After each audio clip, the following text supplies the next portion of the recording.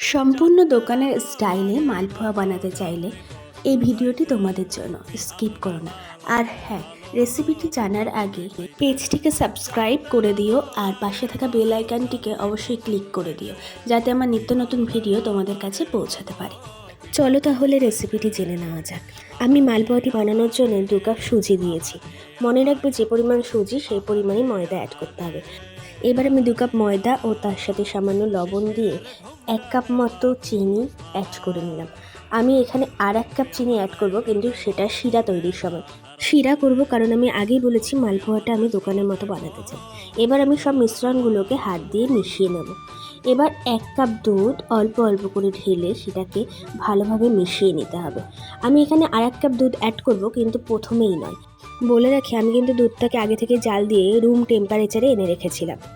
দুধের সাথে সমস্ত উপকরণগুলো ভালোভাবে ফাটানো হয়ে গেলে আমি তার মধ্যে 1 চামচ গোলাপ জল ও 1 চামচ ঘি অ্যাড করে আবার ভালোভাবে ফাটিয়ে নেব। এখানে গোলাপ জল আর ঘিটা অ্যাড করাতে ময়দার স্ট্রং ফ্লেভারটা কেটে যাবে, যেটা কিন্তু দোকানে করা হয়। এবার মিশ্রণটি এরকম ঘনত্ব চলে আসলে আমরা একটা পাত্র দিয়ে ঢাকা দিয়ে প্রায় 1 থেকে 1.5 ঘন্টা রেস্টে রেখে দেবো। এবার আমি চলো শিরাটি তৈরি করে নিই। শিরা তৈরির জন্য কড়াইয়ে 2 কাপ জল ও তার মধ্যে 1 কাপ চিনি দিয়ে আমি ভালোভাবে নাড়িয়ে নেব। আর এর মধ্যে আমি অ্যাড করব 2 থেকে 3টে এলাচ। এবার জলটাকে কিছুক্ষণ ছেড়ে দিতে হবে ফোটার জন্য।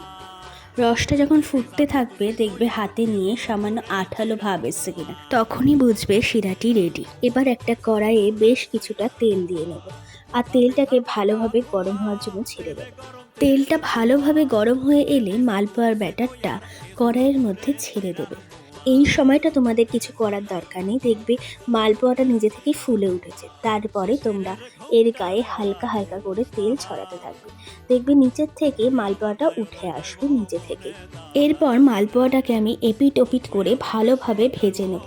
আমি একটু কড়া করে ভাজবো, কারণ মালপোয়াটাকে আমি শিরায় দেব। আর শিরায় দিলে যাতে এর মধ্যে ক্রিস্পি ভাবটা থাকে, তার জন্য আমি একটু কড়া করেই ভাজবো।